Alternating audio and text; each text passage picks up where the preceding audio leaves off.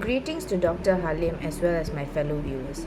Today I'll be presenting my seismic data processing technical review in regards to 3D interpolation. Let me introduce myself. My name is Simran Kaur and my ID number is 23607. First and foremost, let us go through the table of content. Today I'll be talking a little bit on the introduction, the objective of carrying out 3D interpolation, the literature review basis on the subject of matter, as well as the conclusion. Also, I will be adding my references at the end of my presentation. Let us now move on to the introduction. Seismic surveys generally have irregular areas where data cannot be acquired. This data should often be interpolated. Currently, the use of 2D seismic data is on the high since the early 60s. Hence, to utilize this 2D seismic data, an enhanced 3D interpolation method is used to create 3D seismic volume. The oil and gas industry is going through a time of transition and uncertainty due to the pandemic.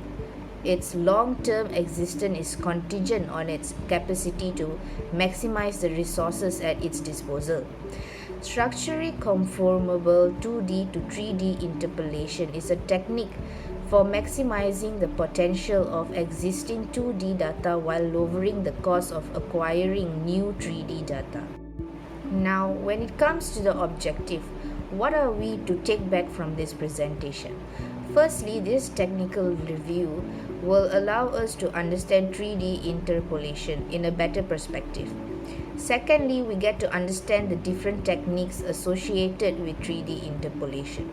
And last but not least, we are able to learn why the oil and gas industry utilizes this 3D interpolation and how it will help with future exploration. Alright, in terms of the literature review, we will be touching on two different techniques in regards to 3D interpolation. Firstly, the structurally conformable interpolation, and the second one, projection onto convex sets. When it comes to the first technique, which is the structurally conformable interpolation, so this structurally conformable interpolation engine generates 3D geological horizons from 2D deep fields and layer models, allowing distances of kilometers to be bridged, something that would not be possible with conventional interpolation techniques. So SCI is less expensive than traditional 3D acquisition and can be used on existing 2D datasets. The SCI process can match these datasets in frequency content, amplitude, phase, and time, allowing different surveys to be read as one. These datasets may be quite varied in character of a range of vintages. There have been many case studies done on this SCI technique. So I have listed down two here. Case study 1 was in the offshore northeast of Greenland, an area consisting of complex terminating unconformities and which is inaccessible to 3D streamers, which has been mapped in 3D using SCI. And case study number 2 is at offshore mid-Norway, where a vast library of old 2D and 3D datasets have been utilized to create one continuous 3D volume, again using the SCI method. So according to these studies, we can see the broadness and the validity of this SCI technology. Here I have included a figure. So as you can see, on the left hand side of the image, it shows a conventional 3D volume, and on the right hand side it shows the one generated by structurally conformable interpolation. The differences in these two images can be seen very clearly in terms of clarity and enhanced interpretation. When it comes to the problem faced in oil and gas industry in regards to interpolation is when it comes to obtaining the 3D data. Sometimes this is not able to be done in some places of the world, for example due to ice coverage issues. Although no technology may be possible in many areas, there is a significant financial risk.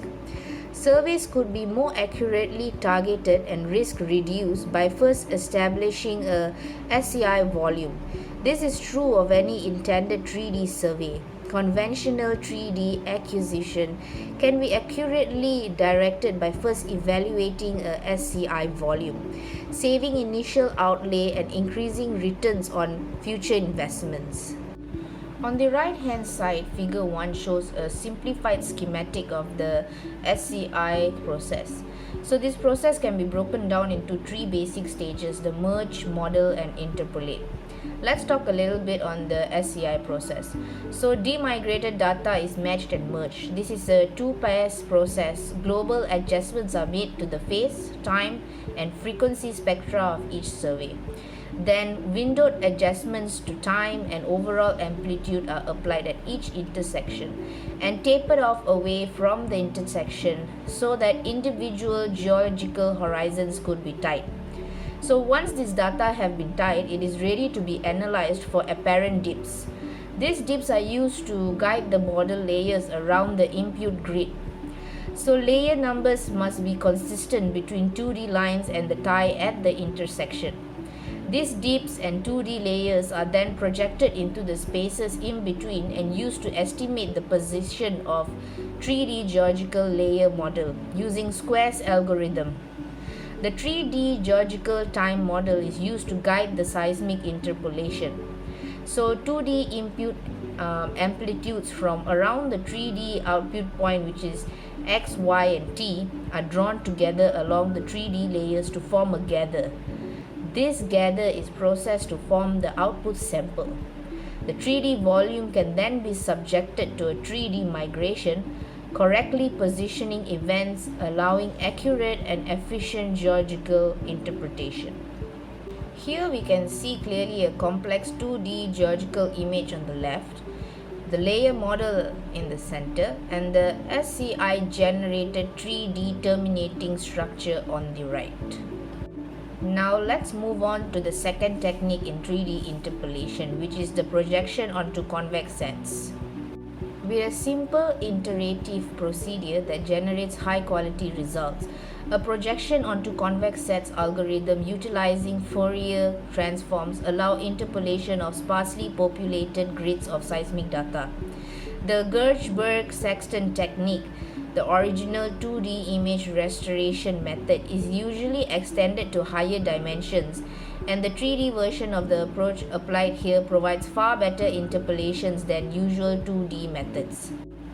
Moving along to the method when it comes to projection onto convex sets, each iteration begins with a 2D Fourier transformation of seismic data, followed by the application of a threshold to the transformed data, removing all but the highest amplitudes, and finally the reinsertion of the original sample values that do not need to be interpolated.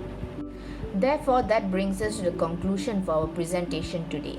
The oil and gas industry is going through a time of transition and uncertainty due to the COVID-19 and pandemic. Its long-term existence is contingent on its capacity to maximize the resources at its disposal. Structurally conformable 2D to 3D interpolation is a technique for maximizing the potential of existing 2D data while reducing the cost of acquiring new 3D data sets. The process can match and merge disparate 2D datasets. It allows 2D events to be more accurately positioned by 3D migration. It also speeds up and enhances interpretation. It is highly cost effective when compared to conventional 3D acquisition. It can be used as a planning tool for new 3D acquisition and be applied in areas inaccessible to 3D streaming. Finally, in my opinion, all seismic data sets will be used back, and by carrying out interpolation, a better 3D acquisition can be produced. This helps because newer seismic data sets need not to be obtained.